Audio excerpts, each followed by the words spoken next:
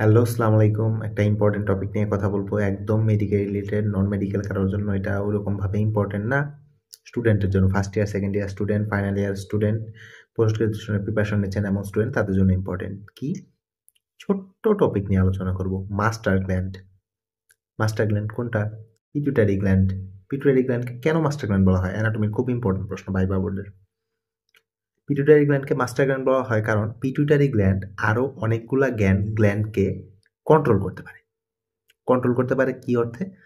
ওই গ্ল্যান্ডটা কতটুকু সিক্রেশন করবে কি করবে না, এটা নির্ধারণ করতে পারে হচ্ছে পিটুইটারি গ্ল্যান্ড। তার থেকে যে হরমোন আসে সেই হরমোন ওইটা নির্ধারণ করে দেয়। দ্যাটস ওয়াই পিটুইটারি গ্ল্যান্ডকে মাস্টার গ্ল্যান্ড বলা হয়। পিটুইটারি গ্ল্যান্ডের পার্ট কি কি আছে? দুইটা পার্ট আছে, অ্যান্টেরিয়র পিটুইটারি, পোস্টেরিয়র পিটুইটারি। আর এছাড়া কিছু আছে? পার্স ইন্টারমিডিয়া বলে একটা পার্ট আছে, যেটা অ্যান্টেরিয়র আর পোস্টেরিয়র পিটুইটারি ঠিক মাঝখানে থাকে। আমি ছবিতে দিয়ে দিচ্ছি, স্ক্রিনে দেখবেন এই পাশে। হ্যাঁ, তো এই পার্স ইন্টারমিডিয়াটা আবার অ্যাডাল্ট হিউম্যান, সবার না, কারো কারো ক্ষেত্রে অ্যান্টেরিয়র পিটুইটারির সাথে ফিউজ করে যায়, তখন আর ওই পার্স ইন্টারমিডিয়াটা আলাদাভাবে পাওয়া যায় না। আর লোয়ার ভার্টিব্রেট যারা আছে তাদের ক্ষেত্রে এটা ক্লিয়ারলি পাওয়া যায়, কিন্তু হিউম্যানের ক্ষেত্রে, অ্যাডাল্ট হিউম্যানের বেশিরভাগ ক্ষেত্রে, অ্যাটলিস্ট হাফ অফ দ্য বা 40% পিপুলের ক্ষেত্রে কিন্তু এটা পাওয়া যায় না। এটা একটু মনে রাখতে হবে। এখন সবচেয়ে ইম্পর্টেন্ট বিষয় হচ্ছে এই পিটুইটারি গ্ল্যান্ডের যে বললাম দুইটা পার্ট বললাম, অ্যান্টেরিয়র পিটুইটারি, পোস্টেরিয়র পিটুইটারি, কোন পার্ট থেকে কি কি হরমোন আসে? অ্যান্টেরিয়র পিটুইটারি থেকে 6টা হরমোন আসে, একদম আঙ্গুল করে মনে রাখতে হবে। এগুলো ফাংশনও ইম্পর্টেন্ট, ওগুলো আলাদা একটা ভিডিওতে আলোচনা করবো। অ্যান্টেরিয়র পিটুইটারির প্রথম হরমোন হচ্ছে গ্রোথ হরমোন, তারপরে থাইরয়েড স্টিমুলেটিং হরমোন, তারপরে লুডিনাইজিং হরমোন, তারপরে ফলিকল স্টিমুলেটিং হরমোন, তারপরে অ্যাড্রেনোকর্টিকোট্রপিক হরমোন, আর লাস্ট ওয়ান হচ্ছে প্রোল্যাকটিন।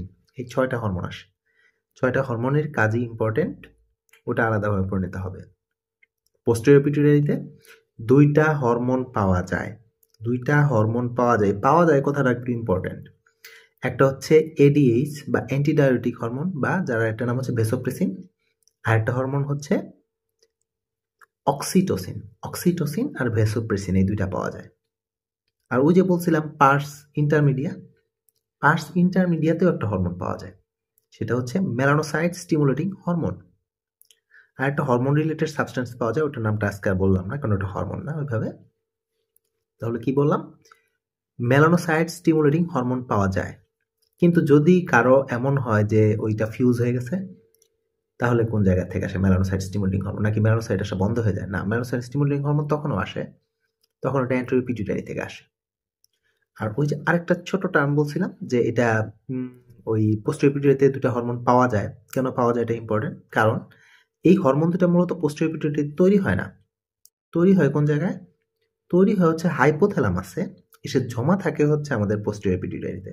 কোন 2টা হরমোন আরেকবার একটু বলি, ভেসোপ্রেসিন আর অক্সিটোসিন। এইটুকু জানলে এটার অ্যানাটমি, ফিজিওলজি এবং এই রিলেটেড ভাইবা কোশ্চেন ফেস করা সম্ভব যদি পিটুইটারি গ্ল্যান্ড রিলেটেড কোশ্চেন হয়। তবে যদি আবার হরমোনের ফাংশন রিলেটেড হয়, ওটার জন্য আলাদা আমি ভিডিও করব, প্রত্যেকটা ফাংশনই আলাদা করে আমি ইন ডিটেলস আলোচনা করার চেষ্টা করব। ধন্যবাদ সবাইকে।